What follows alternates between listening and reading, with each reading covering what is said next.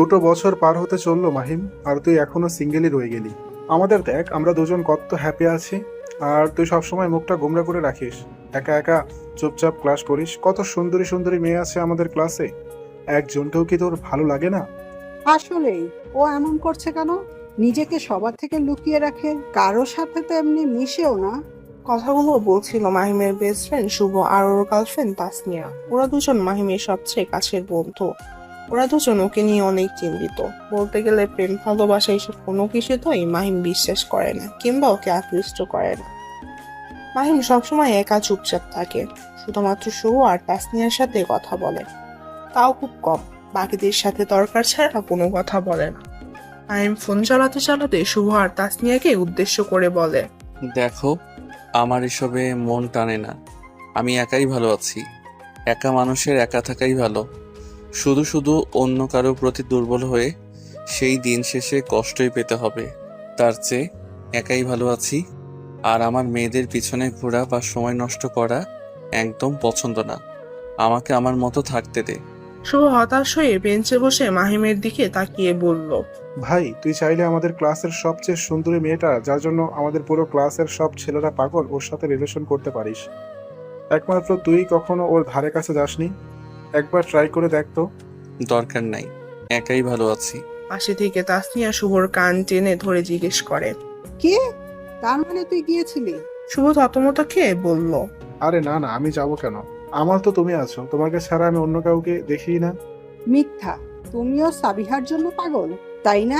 মাহিম শুভ আর তাসনিয়ার খুনসুটি দেখে মুচকি হাসে।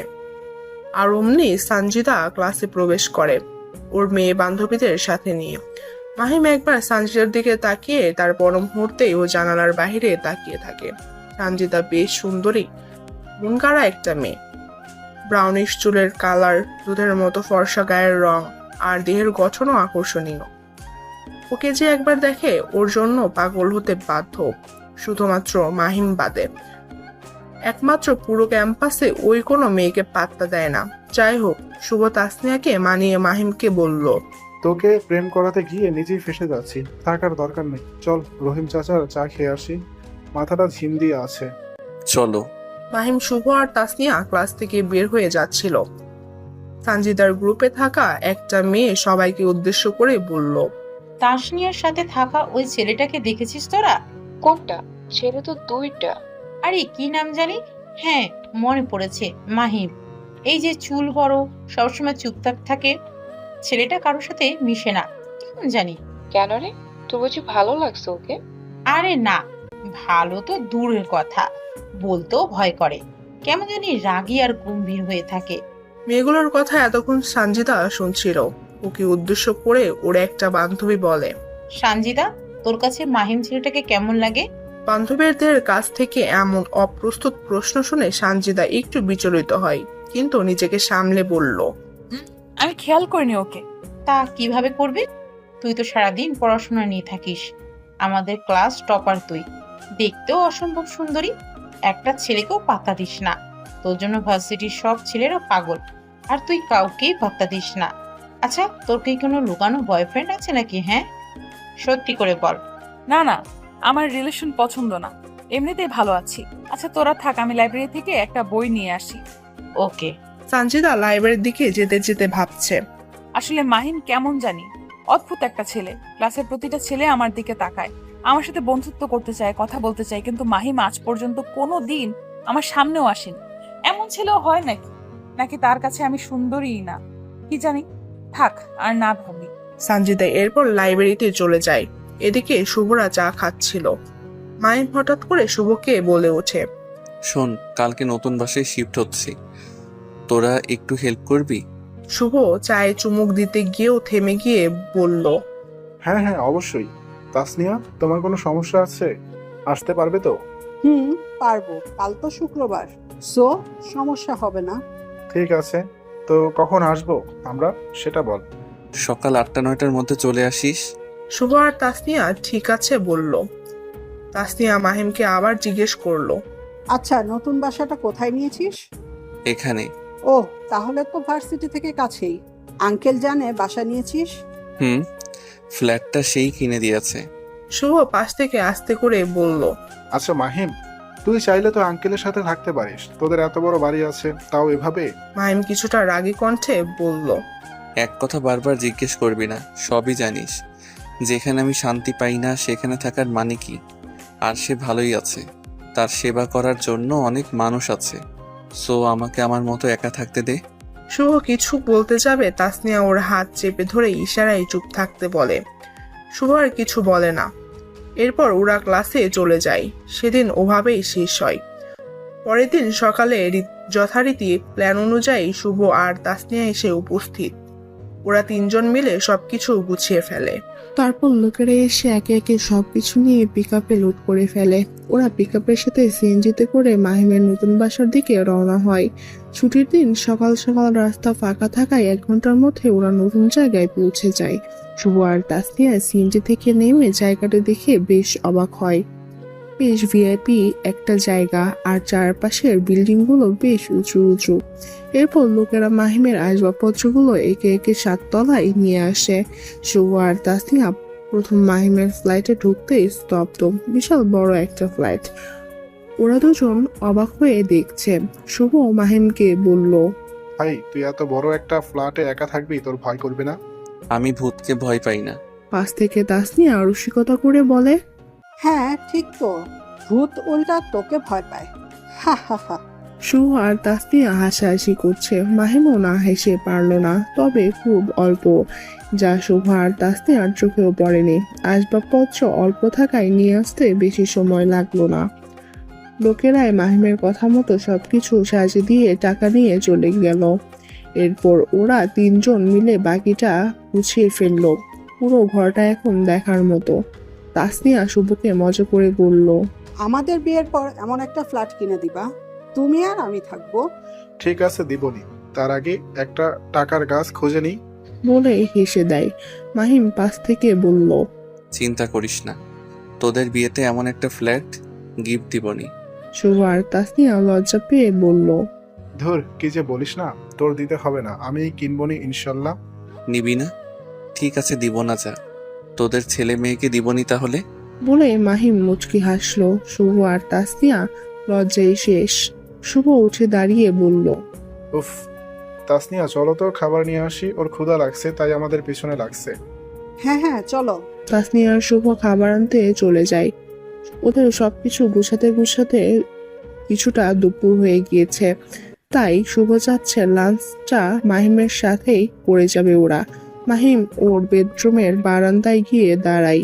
বেশ বাতাস আর রোদ, আশেপাশের সব বড় বড় দালান, মাঝে মাঝে ফাঁকা জায়গাও দেখা যায়। মাহিমই এই বাসাটা পছন্দ করেছিল, কারণ এখানে সবকিছু যান্ত্রিক কোলাহল নেই। একদম চুপচাপ শান্ত পরিবেশ। ওর একাকিত্বের সময়টা আরো একাকিত্বে হয়তো কাটাতে পারবে, তাই এই ফ্ল্যাটটা নেওয়া। যাই হোক, এরপর খাবার নিয়ে আসলে সবাই মিলে খাবার খেয়ে একটু বিশ্রাম নিয়ে শুভ আর তাসনিয়া বিদায় নিয়ে চলে যায়।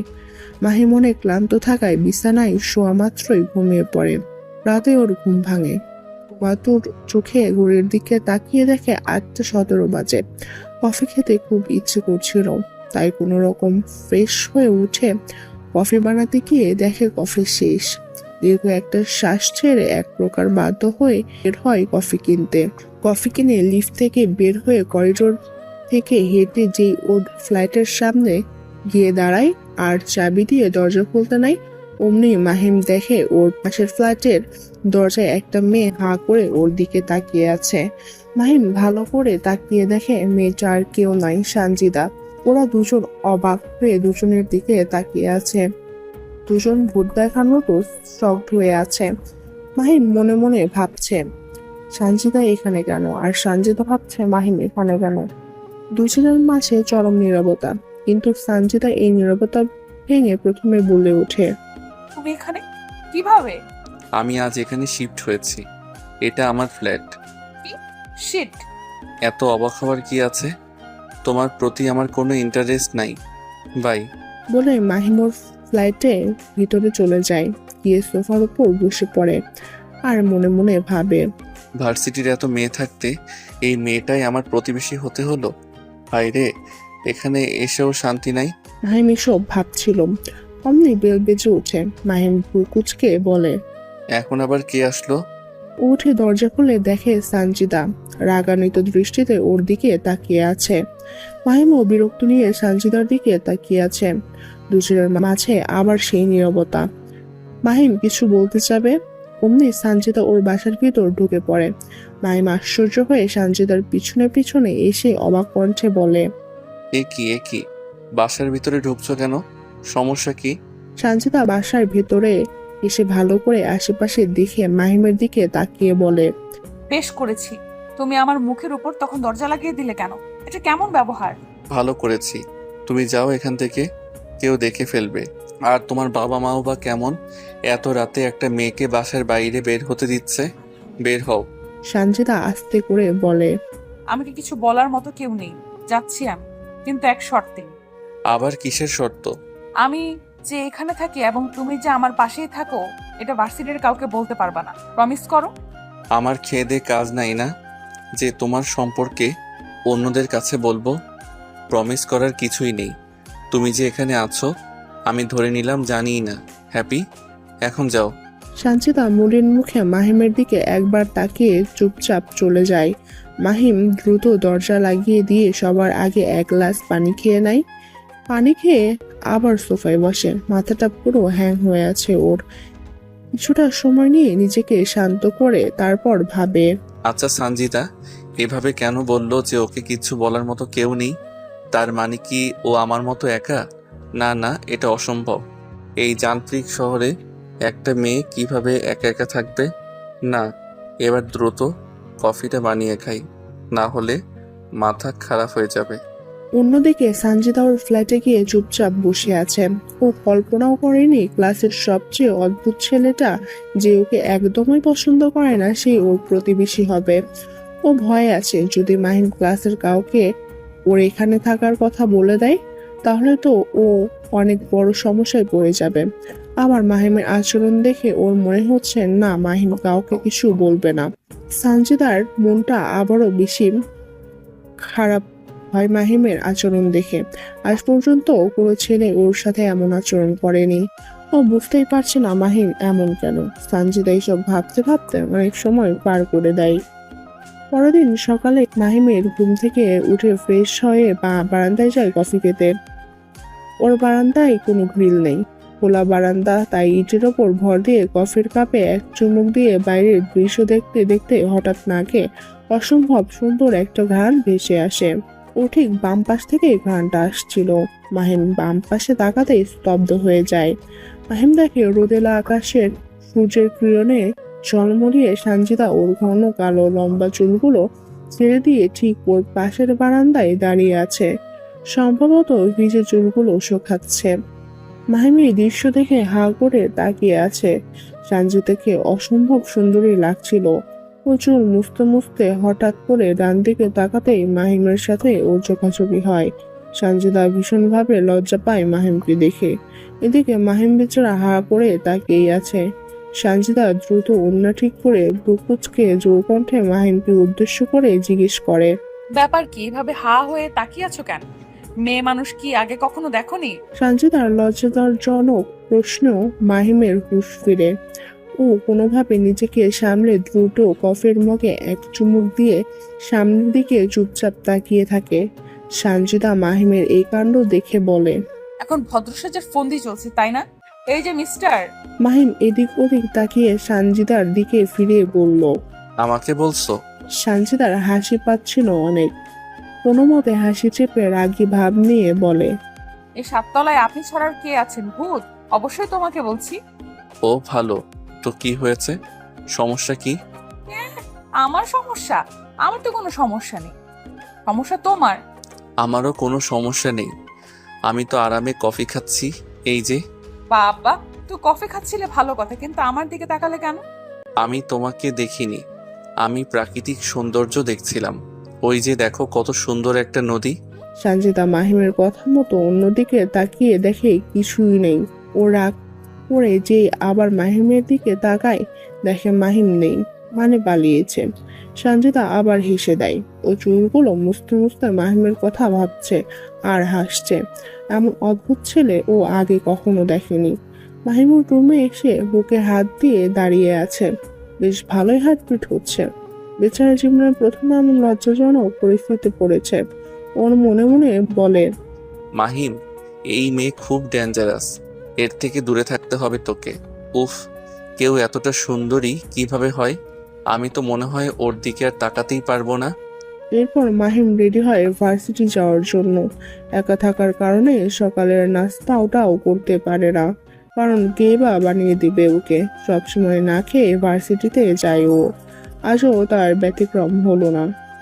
যাই হোক, এরপর মাহিম কিচেনে গিয়ে একবার চেক দিয়ে সবকিছু অফ করে বাসায় বাইরে এসে চাবি দিয়ে লক করে যে লিফটের দিকে যাবে, অমনি সেই সকালের ঘ্রাণ ও পায়। মাহিমের হার্টবিট বেড়ে যায়।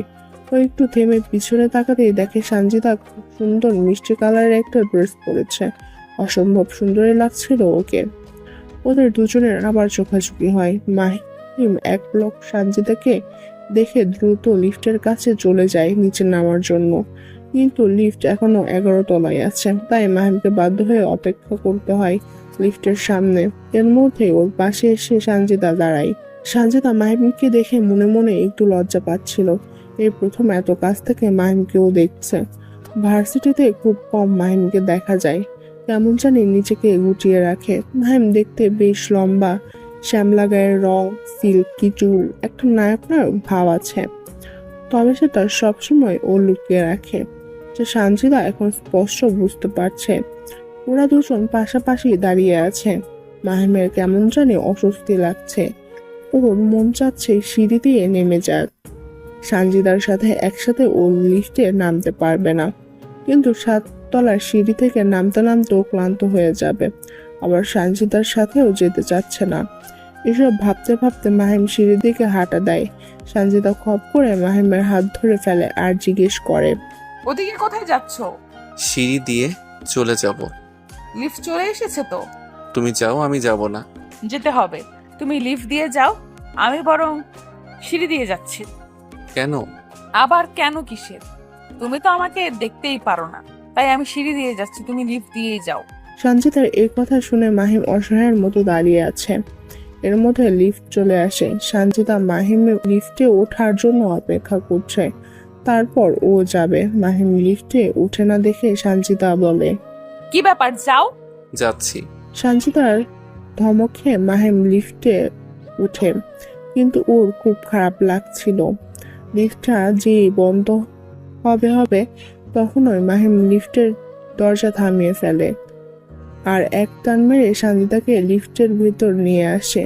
সঞ্জিতা মাহিমের হঠাৎ টানে টাল সামলাতে না পেরে সোজা ওর বুকের উপর এসে পড়ে। ও অবাক হয়ে যায় মুহূর্তেই। মাহিম এটা করলো কি? লিফটার আপন গতিতে 7 তলা থেকে নিচে নেমে আসছে, কিন্তু ওরা দুজন একে অপরের সাথে মিশে দুজন দুজনের দিকে অপলক দৃষ্টিতে তাকিয়ে আছে। সময় যেন ওদের মাঝে থমকে গিয়েছে। যে মাহিম ওকে দেখতে পারে না, তার বুকের উপর এখন সঞ্জিতা। হঠাৎ করে লিফটটা 4 তলায় নামে। বেল বাজতেই ওরা দ্রুত একে অপরকে ছেড়ে দুজন দুপাশে চলে যায়। ওদের দুজনের হৃদস্পন্দন অনেক বেড়ে গিয়েছে। লিফটের দরজা খুলে একজন বয়স্ক লোক লিফটে উঠেন। এরপর তারা সাথেই ওরা দুজন নিচে চলে যায়। সঞ্জিতা কল্পনাও করেনি এমন একটা পরিস্থিতিতে এই সকাল সকাল ওকে পড়তে হবে। সব দোষ মাহিমের। ওরা দুজন দ্রুত লিফট থেকে বেরিয়ে বাইরে চলে আসে। মাহিম দ্রুত পায়ে বিল্ডিং এর বাইরে এসে রিক্সার জন্য অপেক্ষা করতে থাকে, যাতে সঞ্জিতার মুখোমুখি আর না হতে হয়। কিন্তু লাভ কি, সে সঞ্জিতা ঘুরে ফিরে আবার ওর পাশে এসে দাঁড়ায়, তবে অনেকটা দ্রুত বজায় রাখে। মাহিম রিক্সার জন্য অপেক্ষা করতে করতে আর চোখে একবার সাবিহার দিকে তাকায়। দেখে মেয়েটার ফর্সা মুখখানা লজ্জায় গোলাপি হয়ে আছে। এই দৃশ্য দেখে ও মুগ্ধ হয়। সঞ্জিতাও একটু পরপর মাহিমের দিকে তাকাচ্ছিল। যেহেতু ওর পাশেই মাহিম দাঁড়িয়েছিল, তাই ওর তাকানোটাই স্বাভাবিক। ভিআইপি এলাকা হওয়ায় রিক্সা খুব কম দেখা যায়। ওরা প্রায় 10 মিনিট অপেক্ষা করে, কিন্তু রিক্সার কোনো খবর নেই। ক্লাস শুরু হতে আর মাত্র 1 ঘন্টা বাকি। রাস্তায় যে জ্যাম নির্ঘাত, আধা ঘন্টা তো লাগবেই। এভাবে সময় গেলে আজকে দেরি হবে নিশ্চিত। দুজনের কপালেই চিন্তার ভাঁজ। একটা রিক্সাও কি আসবে না? দুজন এসব ভাবতে ভাবতে হঠাৎই একটা রিক্সা দেখা মেলে। ওরা দুজন একসাথে জোরে রিক্সা মামাকে ডাক দিলে রিক্সা মামা কিভাবে যেন মাহিমের সামনে এসে দাঁড়ায়। মাহিম সানজিদার দিকে তাকিয়ে বিজয় মার্কা একটা হাসি দেয়। সানজিদা সেই হাসি দেখে খুব রাগ করে আর কষ্ট পায়, কারণ মাহিম তো চলে যাবে। ও এখন কি করবে? ওর মনে হচ্ছে আজ দিনটাই ওর খারাপ। বেচারি মুখ কালো করে একটু দূরে গিয়ে চুপচাপ কোনো রিক্সার জন্য অপেক্ষা করতে থাকে। এদিকে মাহিম রিক্সা মামাকে জিজ্ঞেস করে ভার্সিটিতে যাবে কিনা। সে উত্তরে বলে যাবে। মাহিম খুশি হয়ে যে রিক্সায় উঠবে, তখন কেন জানি ও একবার সানজিদার দিকে তাকায়। ও দেখে মেয়েটা মাথা নিচু করে মুখটা মলিন করে চুপচাপ দাঁড়িয়ে আছে। এই করুণ দৃশ্য দেখে মাহিমের নিজেকে খুব খারাপ পাষাণ একটা মানুষ মনে হলো। ও রিক্সায় না উঠে মামাকে আস্তে করে বলে, মামা, আপনি ওই মেয়েটাকে ভার্সিটি নিয়ে যান, আমি ভাড়া দিয়ে দিচ্ছি, ঠিক আছে? আচ্ছা মামা। মাহিম ভাড়া দিয়ে রিক্সা মামাকে সানজিদার কাছে পাঠিয়ে দেয়। রিক্সা মামা সানজিদার সামনে গিয়ে বলে, আপা আসেন। সানজিদা মাথা তুলে অবাক হয়ে রিক্সা মামার দিকে তাকায় আর মনে মনে বলে, আরে এটা তো মাহিমের রিক্সা, এখানে কি করে? এটা ভেবে ও সাথে সাথে মামাকে জিজ্ঞেস করে, আপনি না ওকে নিয়ে যাচ্ছিলেন, তাহলে আবার আমাকে কেন? মামা কইছে আপনারা নিয়ে যাইতে, উঠেন জলদি। সানজিদা আবার মাহিমের দিকে তাকায়। ওদের চোখাচোখি হয়। মাহিম দ্রুত অন্যদিকে তাকিয়ে রিক্সা খোঁজার ভান করে। সানজিদা অসম্ভব খুশি হয়। ও ভাবতেও পারেনি মাহিম ওর জন্য নিজের রিক্সা ছেড়ে দিবে। ও দ্রুত রিক্সায় উঠে বসলে রিক্সা মামা রিক্সা ঘুরিয়ে মাহিমের সামনে দিয়ে সানজিদাকে নিয়ে চলে আসে। ওদের আবারও একবার চোখাচোখি হয়। মাহিম ওর মনে আলাদা একটা শান্তি পায়। ও নিজেকে বলে, ভালো করেছি। একটা মেয়েকে এভাবে একা এখানে ফেলে আমার চলে যাওয়াটা ঠিক হতো না। যাই, এবার সামনের দিকে হাঁটা দেই, যদি একটা রিক্সা পাওয়া যায়, না হলে হেঁটেই যেতে হবে আজকে। সানজিদা আধা ঘন্টার মধ্যে ভার্সিটিতে পৌঁছে যায়। ভাড়া দিতে গেলে রিক্সাওয়ালা মামা বলে, আপা, আপনার ভাড়া ওই মামা দিয়ে দিছে, আপনার আর দেওয়া লাগবে না। বলেই সে চলে যায়। সানজিদা অবাক হয়ে তাকিয়ে থাকে। মাহিমে তো অদ্ভুত, কেন ও ঠিক বুঝতে পারছে না। প্রথমে নিজের রিক্সা দিয়ে দিল, এখন শুনছে ভাড়া নাকি দিয়ে দিয়েছে। এমন কেউ করে নাকি কখনো? সানজিদা সব ভাবতে ভাবতে ক্লাসে চলে আসে। ক্লাসে এসে ওর বান্ধবীদের সাথে আড্ডা দিতে দিতে স্যার চলে আসে। সানজিদা আশেপাশে তাকিয়ে মাহিম এখনো আসেনি, অথচ স্যার চলে এসেছে।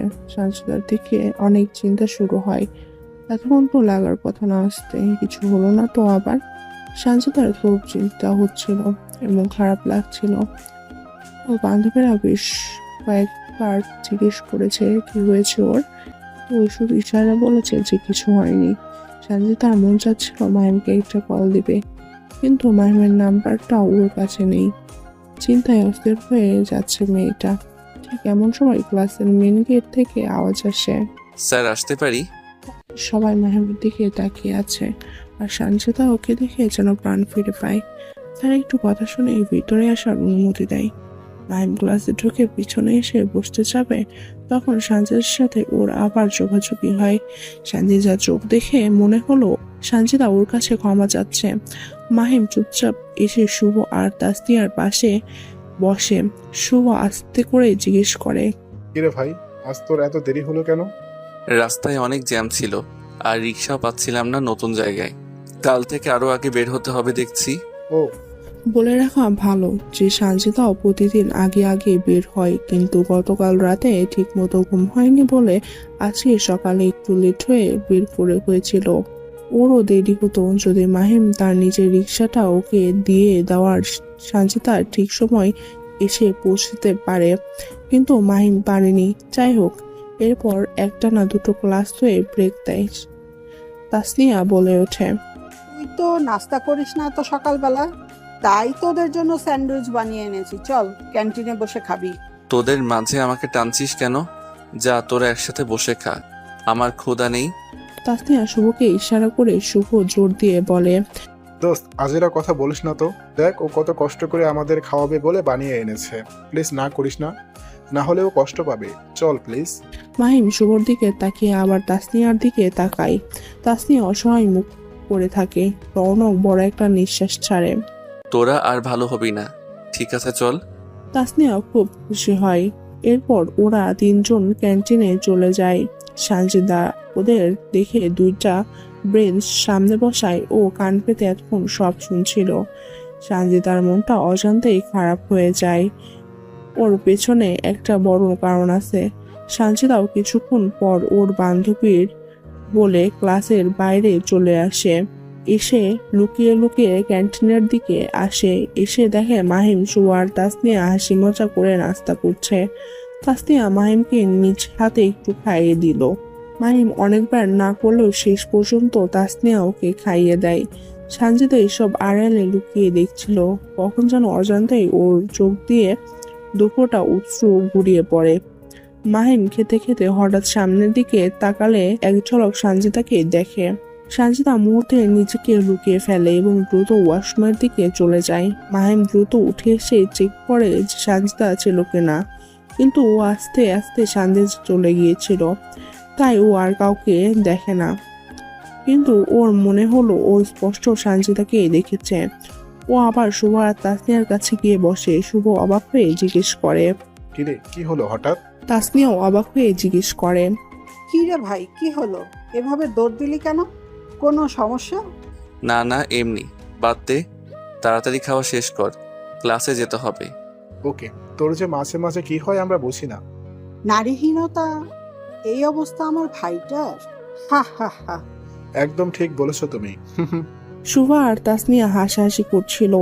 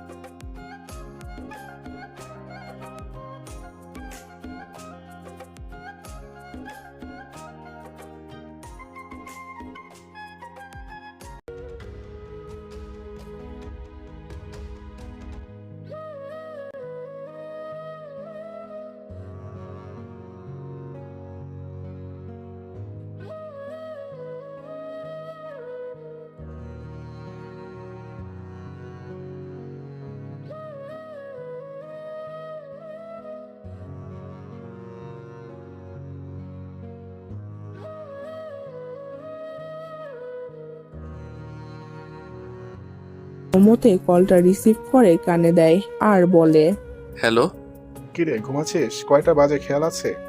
কয়টা? 9টা বাজে। ও তো কল দিয়েছিস কেন বল? দোস্ত তাসনিয়ার বার্থডে সামনে, ওকে কি দেওয়া যায় একটু বল না। আমার মাথায় কিছুই আসছে না। আমার কি গার্লফ্রেন্ড আছে যে আমি এসব জানবো? তোর মাথায় মনে হয় কোনো বুদ্ধি নেই। আরে তুই ছাড়া আমার কি আছে বল, তাই তোকে জিজ্ঞেস করেছি। তুই? আচ্ছা শোন, তাসনিয়া খুব সিম্পল একটা মেয়ে। তুই ওকে নিয়ে ভালো কোনো একটা জায়গায় যা, মানে ভালো রেস্টুরেন্টে, আর ওকে একটা লকেট বা এমন কিছু একটা গিফট দিতে পারিস। আশা করি তাতেই ও খুশি হবে। শুভ অসম্ভব খুশি হয়ে বলে, দোস্ত এর জন্যই তোকে আমার এত ভালো লাগে। তোর কাছে হেল্প চাইলে তুই কখনো না করিস না। তুই বাইরে থেকে অনেক শক্ত হলেও তোর ভিতরটা অনেক নরম। তোর যে প্রেমিকা হবে সে যে কতটা লাকি হবে তা সে নিজেও জানবে না। থ্যাঙ্কস দোস্ত, তাহলে আমি সব ঠিক করি। যা। শুভ ফোন রেখে দেয়। মাহিম কিছুক্ষণ শুয়ে থেকে উঠে ফ্রেশ হয়ে কিচেনে যায়। ফ্রিজ খুলে একবার চোখ বুলিয়ে দেখে খাওয়ার কিছুই নেই। থাকবি কিভাবে? মাসে 1 কি 2 বার রান্না করে, তাও মজা হয় না। কি আর করার, বাধ্য হয়ে অনলাইনে খাবার অর্ডার করে। 15 মিনিটের মধ্যে ওর খাবার চলে আসে। খাওয়া শেষ করে ও বারান্দায় চলে যায় ওর পছন্দের সঙ্গীকে নিয়ে। রৌনক কাঠের চেয়ারটায় বসে ওর সঙ্গীকে কোলে তুলে নেয়। এরপর আস্তে আস্তে করে সুর তোলে। হ্যাঁ, ওর সঙ্গীটাই আর কেউ না, ওর পছন্দের গিটার। চোখ বন্ধ করে এই অন্ধকার শহরটার মাঝে নিজেকে বিলিয়ে দিয়ে ঠান্ডা হিমশীতল বাতাসের স্পর্শে ও গিটারে সুর তুলতে থাকে। অনেক ভালো গিটার বাজাতে পারে, কারণ ওর একাকিত্বের সঙ্গী এটাই। আজ মন চাচ্ছে একটু গান গাইবে। ও তাই গিটার বাজাতে বাজাতে একটা গান ধরে। গানটা অনেকটা বেদনাময় ছিল। হয়তো এই গানটার মধ্যে মাহিম ওর কষ্টগুলো ভাসিয়ে দেয়। অনেকটা সময় গুনগুন করে ওর রুমে চলে আসে, এসে ল্যাপটপ নিয়ে কাজ করতে বসে। বলে রাখা ভালো, মাহিম হাইলি পেইড একজন প্রোগ্রামার আর গ্রাফিক্স ডিজাইনার। ও ফরেন মার্কেট অনলাইনে বেশি কাজ করে। মাসে কম হলেও 2-3 লাখ টাকা ইনকাম করে, যা ও কাউকে বলেনি। এসব টাকার অর্ধেক টাকাও প্রতি মাসে একটা মসজিদে দান করে। কেন করে না সামনে জানানো হবে। ওর পেন্টিং কাজগুলো শেষ করে ও ঘুমিয়ে পড়ে।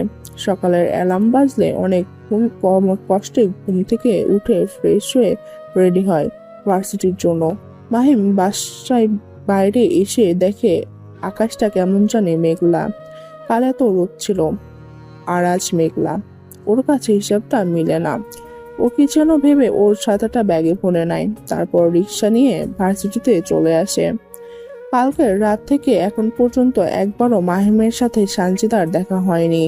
শুধু তাই না, মাহিম সানজিদাকে নিয়ে ভাবেওনি, কারণ ও অনেক ভেবে দেখলো যে সানজিদার সাথে ওর যতবারই দেখা হয়েছে কিংবা যাই হয়েছে, ওদের মাঝে উল্টাপাল্টা কিছু না কিছু হয়েছেই, যা ও আর চায় না। তাই সানজিদার চ্যাপ্টার ক্লোজ। রহস্য উদ্ঘাটন করে কোনো লাভ হবে না। তাই সবকিছু মিলিয়ে অন্যদের মতো সানজিদাকেও বাদের খাতায় ফেলে দিয়েছে।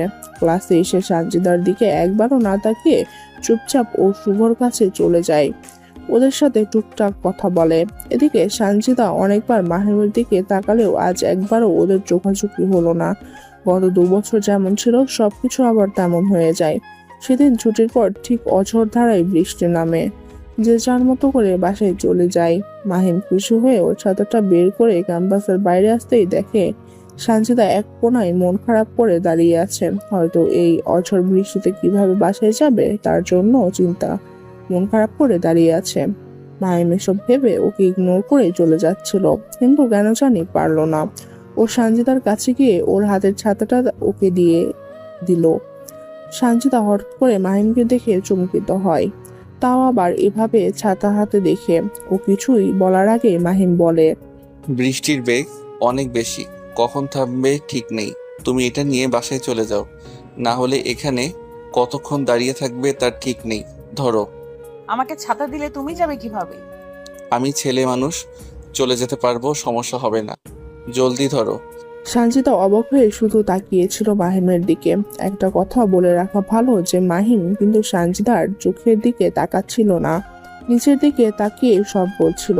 সানজিদা ছাতা ধরে না দেখে মাহিম জোর করে হাতে ছাতাটা চেপে দিয়ে চলে আসে। সানজিদাকে কিছু বলতেও দেয় না। সানজিদা অবাক হয়ে শুধু মাহিমের দিকে তাকিয়ে থাকে, কখন যেন ভিড়ের মাঝে হারিয়ে যায়। এরপর সানজিদা ছাতা নিয়ে বাসায় চলে আসে। এসে ছাতাটা মুছে সুন্দর করে রেখে দেয় পরের দিন ক্লাসে দিয়ে দিবে বলে। কিন্তু একটানা 2 দিন হলো মাহিম ভার্সিটিতেই আসে না। সানজিদার কেমন জানি অস্থির লাগছে। মাহিমের কি হলো, কেন ভার্সিটিতে আসছে না, কিছুই জানে না ও। কি করবে তাও বুঝতে পারছে না ও। ওর বাসায় যে নক করবে তার সাহস পায় না। সানজিদা বুদ্ধি করে শুভ আর তাসনিয়ার আশেপাশে ঘুরতে থাকে, কিন্তু ওদের বুঝতে দেয় না। ওরা মাহিম নিয়ে কিছু বলে কিনা তা শোনার জন্য এই বুদ্ধি। একদিন সানজিদা ওদের ঠিক সামনে বসলে তাসনিয়া শুভকে বলছে, আচ্ছা, ও কবে সুস্থ হবে? আজ 4 দিন হলো, এখনো বাসায় পড়ে আছে। তুমি কিছু জানো? গায়ে অনেক জ্বর, তার উপর একা থাকে। আমি 2বার দেখা করতে গিয়েছি, আমাকে আর যেতে না করেছে। ওর যে রাগ, আমি আর ভয়ে যেতে পারিনি। প্রতিদিন কল দিয়ে জিজ্ঞেস করি কেমন আছে, শুধু বলে আছি। কেমন লাগে বলো? ও যে কেন সেই দিন এইভাবে বৃষ্টিতে ভিজে বাসায় গেল আমি বুঝলাম না। এখন অসুস্থ হয়ে পড়েছে, আমাদেরও যেতে দেয় না। আমাকে তো যেতেই না করেছে, আমিও নাকি অসুস্থ হয়ে যাব। এটা কোনো কথা বলো? দোয়া করো, আর কি করব বলো। সানজিদা বুঝে যায় ওর ধারণাই সঠিক। মাহিম খুব অসুস্থ, তাই এতদিন ধরে ভার্সিটি আসে না। সানজিদা কোনো কিছু না ভেবে হঠাৎ করে কাউকে কিছু না বলে ক্লাস থেকে বেরিয়ে পড়ে। ক্লাসের স্যার সহ সবাই অবাক হয়ে তাকিয়ে থাকে। ও রিক্সা নিয়ে সোজা বাসায় চলে আসে। এসে মাহিমের বাসায় বেল দেয়। থেমে থেমে 3টা বেল দেওয়ার পর মাহিম যখন দরজা খুলে না, সানজিদার কপালে তখন বিন্দু বিন্দু ঘাম জমতে শুরু করে। ও দরজায় জোরে জোরে বাড়ি দিয়ে মাহিম মাহিম বলে ডাকতে থাকে। প্রচন্ড পরিমাণের হার্টবিট বেড়ে গেছে, কারণ মাহিম ওর জন্যই অসুস্থ। ও বুঝতে পারেনি মাহিম বৃষ্টিতে ভিজে বাসে যাবে সেদিন, নাহলে কোনোদিন ছাতাটা নিত না। স্টেজ বাড়িটা দিয়ে যখন সানজিদা কাউকে ডাকতে যাবে, ঠিক তখনই মাহিম দরজা খোলে। সানজিদা রীতিমতো দৌড়ে আসে। এসে দেখে মাহিমের চোখ মুখ ফুলে লাল হয়ে আছে। ও কোনো কিছু না ভেবে মাহিমের কপালে গায়ে হাত দেয়।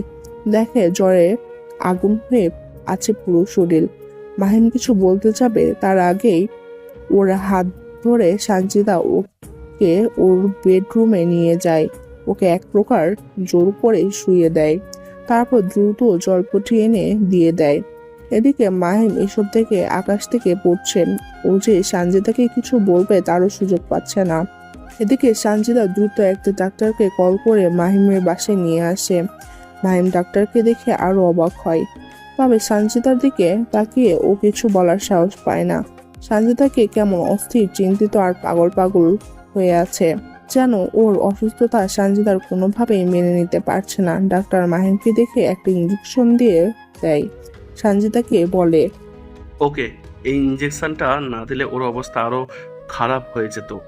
তুমি আমাকে ডেকে ভালো করেছো। কি হয় তোমার? সানজিদা মাহিমের দিকে কিছুক্ষণ তাকিয়ে থেকে বলে, আমার আপন কেউ। ডাক্তারটা বয়স্ক থাকা উনি অল্পতেই অনেক কিছু বুঝে যান। তিনি হাসি দিয়ে সানজিদার মাথায় হাত বুলিয়ে দিয়ে বলে, ওর খেয়াল রেখো, ঠিক মতো ঔষধগুলো খাইয়ে দাও। এতদিন মনে হয় কোনো ঔষধ খাইনি, তাই জ্বরটা বসে গিয়েছে। তোমার যত্নই ওকে সুস্থ করতে পারবে আল্লাহ চাইলে। ঠিক আছে আঙ্কেল। কোনো সমস্যা হলে আমাকে ডাক দিও মা। জি আঙ্কেল। টাকাটা? পরে দিও, সমস্যা নেই। ডাক্তারটা সানজিদার পূর্ব পরিচিত ছিল বিধায় টাকা মাত্র তিনি চলে আসেন, না হলে সাধারণত উনি ক্লিনিক ছেড়ে আসে না। ডাক্তার চলে গেলে সানজিদা দরজা লাগিয়ে মাহিমের কাছে এসে ওর পাশে বসে জলপটিটা চেঞ্জ করে দেয়। মাহিম এবার সানজিদাকে কিছু বলার জন্য ওর দিকে তাকিয়ে দেখে সানজিদা নিঃশব্দে কাঁদছে, গাল বয়ে চপচপ করে অশ্রু গড়িয়ে পড়ছে। মাহিম এই দৃশ্য দেখে স্তব্ধ হয়ে যায়। ও কাঁপা কণ্ঠে প্রশ্ন করে, এই মেয়ে, তুমি এভাবে কাঁদছো কেন? কি হয়েছে? সানজিদা উত্তরে কিছুই বলে না, শুধু মাথা নিচু করে কেঁদে যাচ্ছে। মাহিম অবাক হয়ে তাকিয়ে আছে সানজিদার দিকে। বেচারা এত অসুস্থ, কি যে করবে মাথায় আসছে না। তাও শরীরের সব শক্তি এক করে সানজিদার হাতের উপর ওর হাতটা রাখে। আর অমনি সানজিদা কিছুটা আওয়াজ করে কেঁদে উঠে। মাহিম সানজিদার হাতটা শক্ত করে ধরে বলল, প্লিজ এভাবে না কেঁদে আমাকে বলো কি হয়েছে। সানজিদা কাঁদতে কাঁদতে বলে, আমার জন্য তুমি এইভাবে অসুস্থ হলে? কে বলেছিল এতটা উদার হতে আমার জন্য? কেন সেদিন আমাকে ছাতা দিতে গেলে? আমি না হয় ভিজে আসতাম, আমি না হয় অসুস্থ হতাম, কিন্তু তুমি কেন এমন করলে? তুমি তো আমাকে পছন্দই করো না, আমাকে দেখতেই পারো না, তাহলে কেন এমন করলে? কেন? সানজিদা অঝরে কাঁদছে। মাহিম কাঁপা কাঁপা কণ্ঠে বলে, দেখো, আমি আমার দায়িত্ব পালন করেছি, আর কিছু না। তুমি শান্ত হও প্লিজ। আর কে বলেছে আমি তোমাকে পছন্দ করি না? অবশ্য করি। শেষ কথাটা বলতে বলতে মাহিম চুপ হয়ে যায়। সানজিদা কান্না থামিয়ে দেখে মাহিম চোখ বন্ধ করে আছে, মানে ইলেকশনের জন্য ও ঘুমিয়ে পড়েছে। সানজিদা দ্রুত চোখ মুছে মাহিমের গায়ে কাঁথা দিয়ে ঢেকে দিয়ে ওর কপালে জলপট্টি দিতে থাকে। সানজিদা এই প্রথম কোনো ছেলেকে এতটা কাছ থেকে দেখছে। ও আস্তে করে মাহিমের গালে হাত দিয়ে ছুঁয়ে দেখে। ওর ভেতরে অন্যরকম একটা অনুভূতি হয়। সঞ্জিতা মাহিমের মুখের কাছে এসে আস্তে আস্তে করে বলে, মাহিম, তুমি বড়ই অদ্ভুত একটা ছেলে।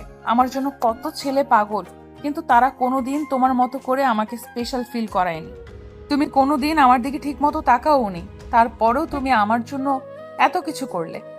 আমি বুঝতে পেরেছি মাহিম, সত্যি বলতে তুমি বুঝিয়েছো আমাকে যে আমাকে যেসব ছেলেরা পছন্দ করে তারা শুধু আমার বাইরের রূপটাকেই পছন্দ করে।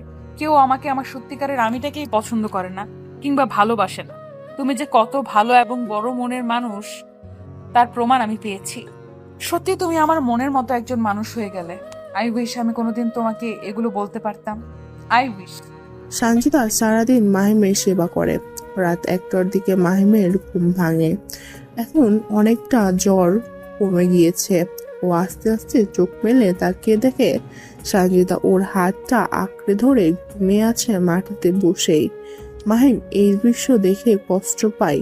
ও আস্তে করে সঞ্জিতা বলে ডাক দেয়। সাথে সাথে সঞ্জিতা তড়িঘড়ি করে উঠে কি কি বলে মাহিমের দিকে তাকায়। মাহিম ওকে থামিয়ে বলল, আহা, অস্থির হচ্ছ কেন? আমি ঠিক আছি। তুমি এভাবে মাটিতে শুয়ে থেকো না, ঠান্ডা লাগবে। তুমি চুপ করো, দেখি তোমার জ্বরটা আছে কিনা। সঞ্জিতা মাহিমের কপালে হাত দিয়ে দেখছে জ্বর আছে কিনা। দেখে জ্বর নেই। দেখে ও বলে, তুমি একটু বসো, আমি তোমার জন্য স্যুপ বানিয়ে আনি। তুমি না খেয়ে আছো, অনেকক্ষণ হবে। এসব লাগবে না, আমি কিছু খেয়ে নিবনি। তুমি তোমার বাসায় যাও, তোমার বাবা মা চিন্তা করবেন। সঞ্জিতা মাহিমের কাছে এসে বলে, আমার জন্য চিন্তা করার মতো কেউ নেই। আমি তোমার মতোই একা থাকি। আর ডাক্তার আঙ্কেল কি বলে গিয়েছে মনে নেই? আমি যেন তোমার পাশে থাকি। সো তুমি চুপচাপ শুয়ে থাকো। বলে সঞ্জিতা চলে আসে মাহিমের কিচেনে। এসে দেখে এখানে কিছুই নেই। দ্রুত ও বাসায় গিয়ে চিকেন স্যুপ বানাতে যা যা লাগে তা নিয়ে এসে বানাতে থাকে। এদিকে মাহিম শুয়ে আছে, ভাবছে। সঞ্জিদা এই যান্ত্রিক শহরে একা থাকে, কিন্তু কেন? ওর বাবা মা কোথায়? এত সুন্দরী একটা মেয়ে এভাবে একা থাকাটা কেমন বেমানান লাগে। না, ওর কাছ থেকে সব জানতে হবে। না, এখন না। সারাটা দিন ও আমার সেবা করেছে, ওকে এখন কোনো প্রশ্ন করা ঠিক হবে না। মাহিম এসব ভেবে চোখ বন্ধ করে কিছুক্ষণ শুয়ে থাকে। ওর শরীরটা আসলেই অনেকটা দুর্বল, কোনো শক্তি পাচ্ছে না। একটু পরেই সঞ্জিতা স্যুপ নিয়ে চলে আসে। ও মাহিমকে ধরে উঠিয়ে বসে ওর হাতে স্যুপের বাটিটা দিতে গিয়েও আবার থেমে যায়। মাহিম অবাক হয়ে বলে, কি হলো? বাটিটা দাও। সঞ্জিতা মাথা নাড়িয়ে ইশারায় না না করে। মাহিম আশ্চর্য হয়ে প্রশ্ন করলো, তাহলে খাবো কিভাবে?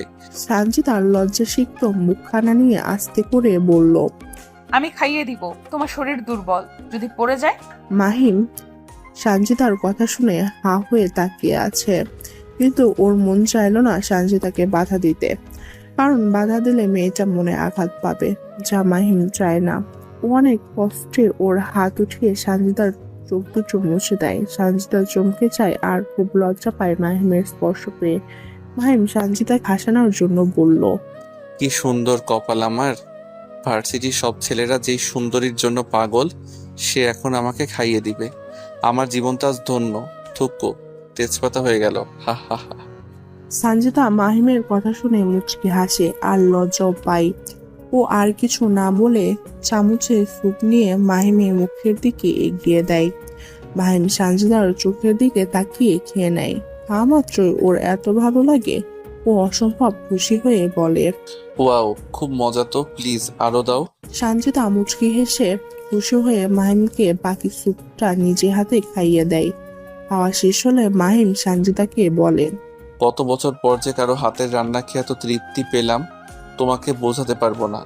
অসংখ্য ধন্যবাদ তোমাকে। হয়েছে। আচ্ছা, তুমি কি বাসায় কিছু রান্না করে খাও না? তোমার কিচেন একদম ফাঁকা, খাওয়ার মতো কিছুই নেই। আসলে আমি তো রান্না জানি না। মাসে একবার ইউটিউব দেখে রান্না করি, কিন্তু তা খেতে আমার অবস্থা খারাপ হয়ে যায়, তাই বাধ্য হয়ে বাইরে খাই।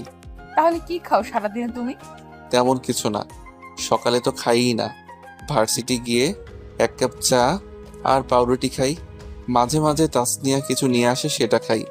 আর রাতে কখনো পিৎজা, কখনো পাস্তা, আবার কখনো কফি খেয়েই ঘুমিয়ে পড়ি। মাহিমের কথা শুনে সঞ্চিতা আকাশ থেকে পড়ে। ও অবাক করছে বলে, এগুলো কোনো খাবার হলো? এর জন্য তো তোমার এই অবস্থা। এখন থেকে আমি তোমাকে রান্না করে খাওয়াবো। আরে না না, কি বলছো এসব? তোমার বাড়তি কষ্ট হবে, দরকার নেই, আমি অত খাই না। কোনো কষ্ট হবে না। আমি নিজের জন্য যা রান্না করি তার একটু বাড়িয়ে তোমার জন্যও করব। তাহলেই হবে। প্লিজ না করো না। আমার খুব ইচ্ছা হয় কারোর জন্য কিছু করতে। আমাকে একটু করতে দাও প্লিজ। আচ্ছা আচ্ছা ঠিক আছে, তবে এক শর্তে দিতে পারি। কি? খাবার যা যা লাগে আমি কিনে দিব, মানে টাকা আমি দিব। এটা কেমন কথা? না না, আমিও শেয়ার হব। তাহলে তোমার মতো তুমি খেও, আর আমার মতো আমি। ওকে ওকে, রাজি। এই মেয়ে, তুমি তো সারাদিন না খেয়ে আছো, যাও কিছু খেয়ে ঘুম দাও, অনেক রাত হয়েছে। আমার ক্ষুধা নেই। তোমার সাথে গল্প করতে খুব ভালো লাগছে। আমার না মন খুলে কথা বলার মতো কেউ নেই। তোমার সাথে কথা বললে অনেক ভালো লাগে। মাহিম অবাক হয়ে তাকিয়ে থাকে। সে মেয়ে এত বান্ধবী, তার মন খুলে কথা বলার কেউ নেই।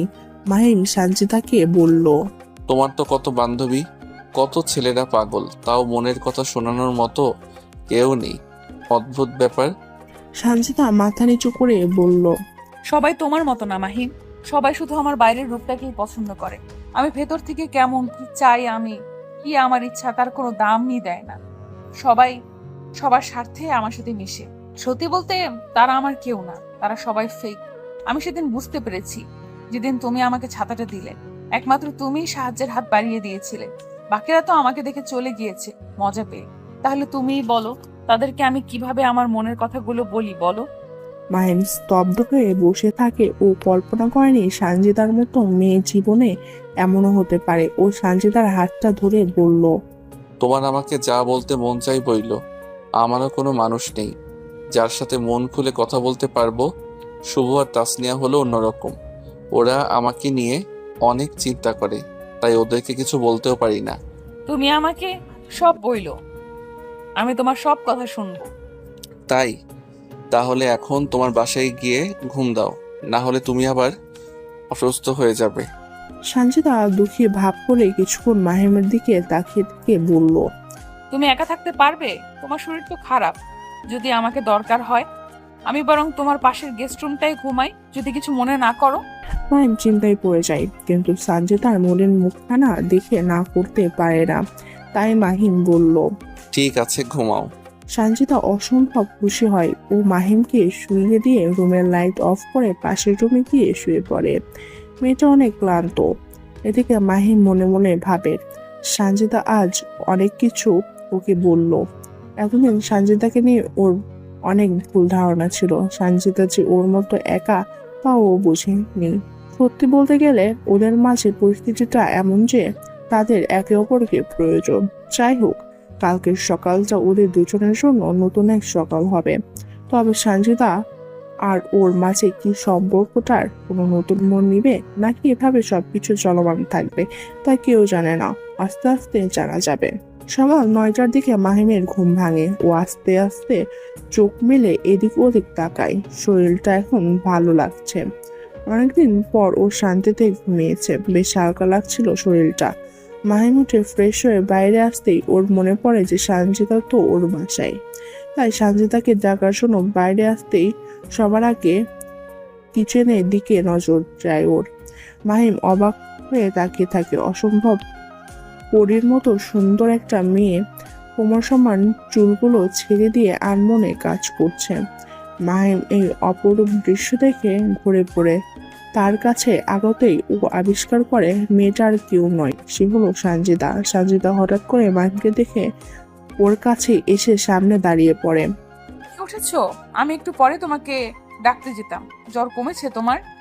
মাহিম সঞ্চিতাকে এত কাছ থেকে দেখে ও কথাই বলতে পারছে না, তাই ইশারায় মাথা নাড়ায়। কিন্তু সঞ্চিতা শিওর হতে পারছে না।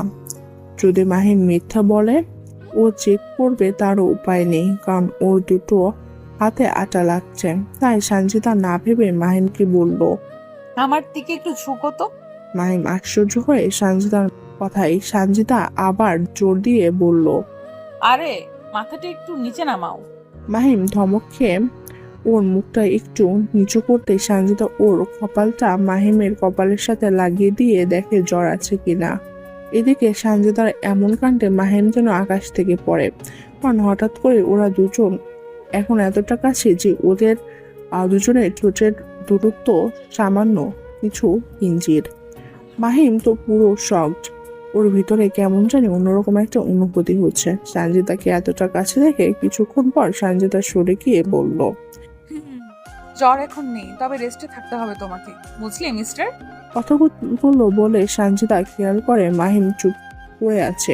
ও আবার জিজ্ঞেস করে, কি হলো, চুপ কেন? কোনো সমস্যা? মুচকে একটা হাসি দিয়ে মাথা নাড়িয়ে না বলে সানজিদা কিছুক্ষণ মাহিমের দিকে তাকিয়ে থাকলে ও উপলব্ধি করতে পারে ও কি করেছে একটু আগে। মাহিম দেখে মুহূর্তেই সানজিদার মায়াবী মুখখানা লাল গোলাপি হয়ে যায় লজ্জায়। ওকে এখন এতটা মন কাড়া লাগছিল যে মাহিমের মন চাচ্ছিল ওর হৃদয়টা বের করে সানজিদাকে দিয়ে দিত। বেচারা খুব কষ্টে নিজেকে সামলে হলরুমে এসে বসে। সানজিদা নিচের লজ্জাসিক্ত মুখখানা ঢাকতে দ্রুত নাস্তা বানাতে শুরু করে। মাহিম ওর ফোনটা হাতে নিয়ে দেখে শুভ অনেকগুলো কল দিয়েছে।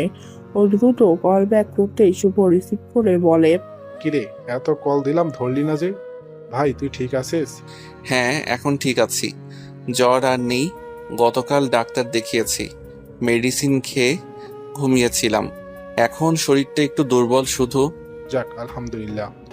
চিন্তা করিস না, কালকে ভার্সিটি আসবো। ও তাহলে তো ভালোই। এদিকে জানিস কি হয়েছে? কি?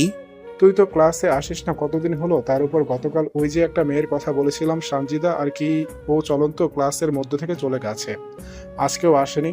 স্যার আমরা সবাই অবাক হয়ে গেছি, কি যে হলো ওর কিছুই বুঝলাম না। যাই হোক তুই ঠিক আছিস শুনে এখন অনেকটা চিন্তামুক্ত লাগছে। ও তুই চিন্তা করিস না, হয়তো কোনো জরুরি কাজে গিয়েছে মেয়েটা, চলে আসবে নে। আচ্ছা দোস্ত, আমরা আজকে আসি, একবার তোর সাথে দেখা করতে তাসনিয়া মন খারাপ করে আছে। প্লিজ আসি, এখন তো তুই সুস্থ। মাহিম সানজিদার দিকে একবার তাকিয়ে কিছুক্ষণ ভেবে বলল, আজকে এসে আর কি করবি? কাল তো ভার্সিটিতে দেখা হচ্ছেই সকালে, আর বাসার যা অবস্থা। আচ্ছা তাহলে কালকে দেখা হচ্ছে। এরপর শুভ কল কেটে দেয়। আসলে মাহিম চাচ্ছিল সানজিদার সাথে সময় কাটাতে। শুভ তাসনিয়ার চলে আসলেই সানজিদাকে যেতে হবে। কেন জানি ওর মন চায় না সানজিদা ওর থেকে দূরে যাক। অথচ এই মাহিময় কোনো মেয়েকে দেখতে পারত না এতদিন। সানজিদা ওকে কি জাদু করলো যে ওর নয়নজোড়া শুধু সানজিদাকে দেখতে চায়। মাহিম ফোন রেখে আস্তে আস্তে কিচেনের দিকে চলে যায়। সানজিদা মুচকে একটা হাসি দিয়ে বলল, আর একটু ওয়েট করো, এই রুটি কয়টা বানানো হলেই নাস্তা দিচ্ছি। মাহিম অজান্তেই মুচকে একটা হাসি দিয়ে মনে মনে বলল, ওকে পুরো বাঙালি বউদের মতো লাগছে। ও কি তা জানে? আমি বলবো না, ও আবার লজ্জা পাবে। পাক না একটু লজ্জা। ও লজ্জা পেলে কেন জানি ওকে আরো বেশি মায়াবী লাগে। মন চায় ওর দিকে অসীম প্রহর তাকিয়ে থাকি। না থাক, মেয়েটাকে জ্বালিয়ে লাভ নেই। অনেক কষ্ট করছে আমার জন্য, তার চেয়ে বরং অন্য কিছু জিজ্ঞেস করি। মাহিম যখন মনে মনে এসব ভাবছে তখন সানজিদা মনে মনে বলছে, ইয়েস মাহিম এখানে দাঁড়িয়ে আছে কেন? আমার অসম্ভব নার্ভাস লাগছে। ওর চাহনিগুলো এত নেশাকাতর কেন? আমাকে অস্থির করে দেয়। ওকে আমাকে কিছু বলতে চায়, জিজ্ঞেস করব আমি কি বলতে চায়। করি না হলে এইভাবে তাকিয়ে থাকলে আমি লজ্জায় পাগল হয়ে যাব। সানজিদা মাহিমকে কিছু আর বলতে যাবে তার আগেই মাহিম জিজ্ঞেস করলো, আচ্ছা, আপনি নাকি চলন্ত ক্লাসে স্যারের সামনে হঠাৎ করে চলে এসেছেন, এটা কি সত্য? সানজিদা জিহ্বায় কামড় দিয়ে মাথা নিচু করে মাথা নাড়িয়ে হ্যাঁ বলে। মাহিম মুচকি হেসে আবার বলল, তা এমন করার কারণ কি একটু বলবেন? সানজিদা এবার মাথা তুলে জোর দিয়ে বলল, এমন করব না কেন বলো? শুভ আর তাসনিয়া বলেছিল তুমি নাকি অনেক অসুস্থ। সেদিন বৃষ্টিতে ভিজে বাসায় এসেছো। আমি এইসব শুনে নিজেকে আর ধরে রাখতে পারিনি, তোমার কাছে ছুটে এসেছি। একবার ভাবো যদি না আসতাম তাহলে কি হতো? মাহিম এবার মাথা নিচু করে কিছুক্ষণ চুপ থেকে আস্তে করে বলল, কি আর হতো, হয়তো তোমাদের ছেড়ে অনেক দূরে চলে যেতাম। এই একাকিত্ব জীবনের সমাপ্তি ঘটতো। ভালোই হতো তাই না? কথাগুলো শেষ করে মাহিম যে সানজিদার দিকে তাকায় ও দেখে সানজিদা অঝরে কাঁদছে। মাহিম এই দৃশ্য দেখে স্তব্ধ হয়ে যায়। তাও কোনো রকম নিজেকে সামলে সানজিদাকে জিজ্ঞেস করলো। এই কি এভাবে কাঁদছো কেন? কি হয়েছে? সানজিদা কাঁদতে কাঁদতে বলল। তুমি এসব কি বললে? কেন বললে? এগুলো কেমন কথা? বলে আবারও জোরে কান্না শুরু করে। মাহিম কি করবে না ভেবে পাচ্ছে না, তাই আর কোনো উপায় না পেয়ে সানজিদার হাত ধরে একটানে ওকে ওর বুকের সাথে জড়িয়ে ধরে। সানজিদা মাহিমের বুকে আসা মাত্রই ওর কান্না থেমে যায়। মাহিম ওকে বুকের সাথে শক্ত করে জড়িয়ে ধরে বলছে, বোকা মেয়ে, এভাবে কেউ কান্না করে? আচ্ছা সরি, আর কখন এসব বলবো না। তুমি প্লিজ কান্না করো না। তোমাকে কাঁদাতে চাই না আমি। তুমি হলে আমার জীবনে এমন একটা মানুষ যার চোখে অশ্রু আমি কখনো দেখতে চাই না। খুব কষ্ট হয় আমার।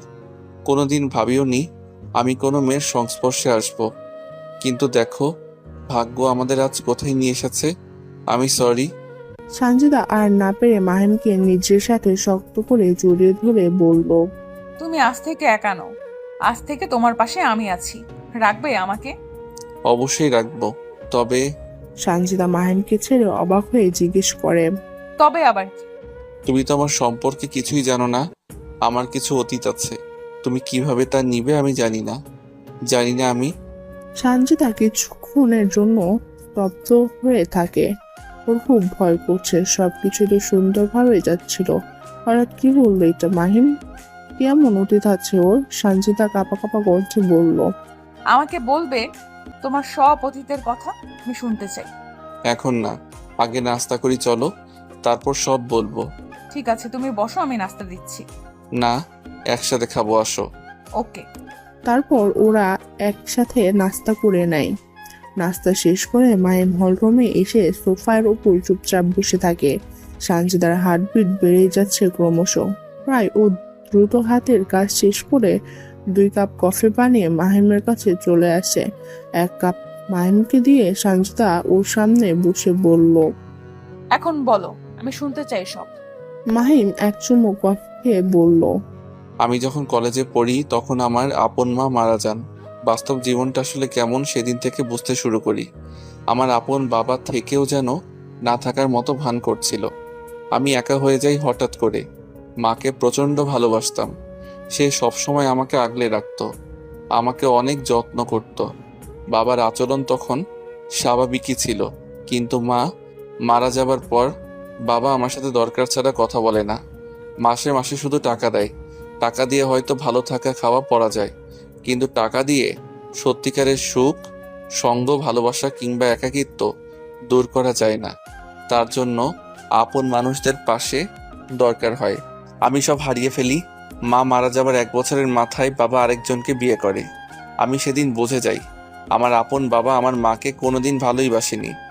বাবা আমার কাছে একবার জিজ্ঞাসা করেনি আমি নতুন মা চাই কিনা। সত্যি বলতে সে তো আমার সাথে কথা বলাই ছেড়ে দিয়েছে। আমি না সেখানে আর থাকতে পারি না। মায়ের স্মৃতি আর ওদের ওসব আমাকে অসম্ভব পরিমাণে ডিপ্রেশনে ফেলে দেয়। তাই আমি একদিন বাবাকে বলে নিজে আলাদা থাকার কথা জানাই। সে শুধু বলে যা ইচ্ছা কর। আমি একটা বাসা ভাড়া নিই, সেখানেই এতদিন একা একা ছিলাম। বাবা কোনোদিন আমাকে তার কাছে ডাকেনি। আমি বুঝে যাই যে সে আর আমাকে চায় না, যেমন আমার মাকেও চাইনি। আমি ফ্রিল্যান্সিং শেখা শুরু করি, কারণ আমি বুঝে গিয়েছিলাম আমার টাকার দরকার হবে সামনে। 6 মাসে কাজ শিখে কাজ শুরু করি। বাবাকে জানিয়ে দিলাম তাকে আর আমাকে টাকা দিতে হবে না। আজ আমি মাসে 2-3 লাখ, আবার কখনো তারও বেশি টাকা আয় করি ফ্রিল্যান্সিং থেকে। তাই সিদ্ধান্ত নিলাম নিজেই একটা ফ্ল্যাট কিনবো। কথাটা কিভাবে যেন বাবার কানে যায়।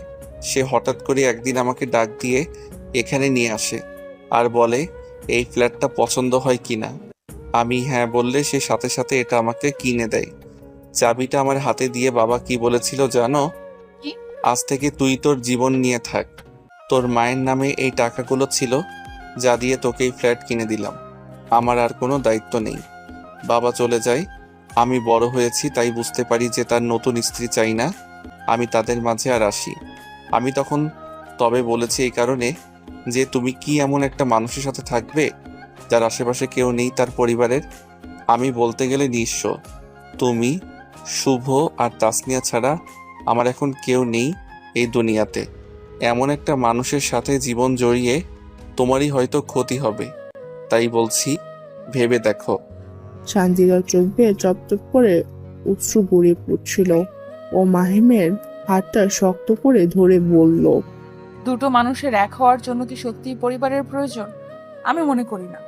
পরিবার তো শুধু আমাদের ভালো মন্দ দেখে এক করে দেয়। তাদের দায়িত্ব এইটুকুই। তোমার পরিবার নেই তাতে কি? আমারও তো কেউ নেই। আমরা দুইজনই একা। আমি জানি একা থাকার কষ্টটা।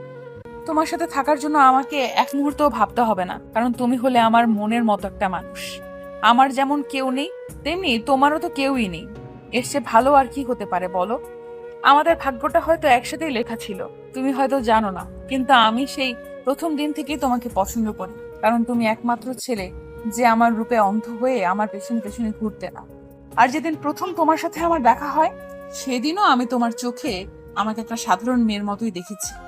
আমি সব সময় মনে মনে এমন কাউকে চাইতাম যে সে যেন আমাকে ভালোবাসে, আমার ভেতরটাকে ভালোবাসে, আমার আমিটাকে সে বোঝে। সে যেন আমার বাইরের রূপে বিভোর হয়ে আমাকে পছন্দ না করে, কারণ বাইরের এই রূপ 2 দিন। তুমি ঠিক তেমনই একটা ছেলে মাহিম। আমি তোমাকে চাই। আমি আর অপেক্ষা করতে পারবো না। আমার শুধু তোমাকেই চাই। আমাদের এক হওয়ার জন্য কোনো পরিবার লাগবে না। আমরা একাই একে অপরের জন্য যথেষ্ট। তোমার কেউ নেই মানে? বাবা মা কোথায় তা তো বললে না। আমার বাবা মা অ্যাক্সিডেন্টে মারা গিয়েছে। আমি যখন ক্লাস 9-এ পড়ি তখন আমার মামা খালারা আমাকে বড় করেছেন। আমার বাবা মার অনেক টাকা ছিল, সেই টাকা দিয়ে এত বড় হয়েছি। আর এই ফ্ল্যাটটা মামারা আমাকে কিনে দিয়েছেন থাকার জন্য। তারাও তো দায়িত্ব শেষ করে যে যার মতো আছে। তোমার হাত খরচ বা শপিং এর টাকা কিভাবে পাও? আমাদের আগের বাসা ভাড়া দেওয়া হয়েছে, সেখান থেকে যা টাকা আসে তা দিয়েই চলে যায়। আমার বাবা মা অনেক ভালো ছিলেন। তারা আমার জন্য অনেক কিছু রেখে গিয়েছেন। তাদের দোয়া আর আল্লাহর ইচ্ছায় বেঁচে আছি। তাই আমি চাই তুমিও ভালো থাকো আমার সাথে। আমি হয়তো তোমাকে ছাড়া আর কাউকেই মেনে নিতে পারবো না। তোমার কাছে অন্যরকম একটা শান্তি পাই। এই শান্তি আমি বাবা মার পর শুধু তোমার কাছেই পেয়েছি। আমি বোধহয় তোমাকে ভালোবেসে ফেলেছি মাহিম, সত্যি ভালোবেসে ফেলেছি। কথাগুলো শেষ করে সানজিদা মাহিমকে শক্ত করে জড়িয়ে ধরে। মাহিমও ওকে জড়িয়ে ধরে বলল, সত্যি বলতে আমিও তোমাকে ভালোবেসে ফেলেছি। আমার চোখ জোড়া তোমার জন্য পাগল। তোমাকে না দেখলে আমার ভালো লাগে না। আমিও বোধহয় তোমাকে ভালোবেসে ফেলেছি। আমিও পারবো না তোমাকে ছাড়া থাকতে। আমিও না। আজ অনেকদিন পর মাহিম আপন কাউকে পেয়েছে। ওর শূন্য বুকটা ভরে গিয়েছে সানজিদার ভালোবাসায়। আজ ওদের খুশির দিন, অনেক বড় একটা খুশির দিন। আজ থেকে শুরু হবে। হঠাৎই হাততালির শব্দ আসে। মাহিম আর সানজিদা ভূত দেখার মতো ভয় পেয়ে তাকায়। ওরা দেখে শুভ আর তাসনিয়া দাঁড়িয়ে আছে। ওদের দুজনের চোখে অশ্রু এবং অনেক খুশি। শুভর কাছে মাহিমের বাসার এক্সট্রা একটা চাবি আছে, অনেক আগে থেকেই ছিল। মাহিম দিয়েছিল যদি কোনো দরকার পড়ে তাই। শুভ আর তাসনিয়া মাহিমকে নিয়ে অনেক চিন্তিত ছিল, তাই মাহিমের না করা সত্ত্বেও ওরা দুজন চলে আসে। ওরা ওকে দেখতে এসে ওদের এভাবে দেখে ফেলে। শুভ আর তাসনিয়া ওদের দুজনের পাশে বসে শুভ তাসনিয়াকে উদ্দেশ্য করে বলল, তাসনিয়া, আমি জানতাম ওরা এক না একদিন এক হবেই। দেখেছো, আমার কথাই সত্যি হলো। কংগ্রাচুলেশন তোদের, খুব খুশি লাগছে তোদের একসাথে দেখে। আসলেই কংগ্রাচুলেশন। আজকে তুমি আর আমি চিন্তামুক্ত। শয়তানটাকে আর এখন না খেয়ে থাকতে হবে না। হা হা হা। তাসনিয়া কথাগুলো শুনে সবাই হেসে দেয়। মাহিম আর সানজিদাও খুব খুশি হয়। সেই দিন শেষে ওরা একটা নতুন পরিবার পেল। ওরা 4 জন ঠিক করে শুভ আর মাহিম ভার্সিটি শেষ করা মাত্রই ওরা ওদের প্রিয় মানুষটাকে বিয়ে করবে। সানজিদা আর তাসনিয়া খুব খুশি। সানজিদার আগে আপন কেউ ছিল না, কিন্তু মাহিমের কাছে এসে ওর ভাইয়ের মতো শুভ আর বোনের মতো তাসনিয়াকে কাছে পেয়েছে। সানজিদার খুশিতে আত্মহারা আজ। দিন শেষে ভালোবাসার মানুষটাকে কাছে পাওয়ার আনন্দটাই অন্যরকম, যা সানজিদা আর মাহিম অনুভব করছে। নিত্য নতুন ভালোবাসার গল্প পেতে আমাদের চ্যানেলটি এখনই সাবস্ক্রাইব করে পাশে থাকবেন।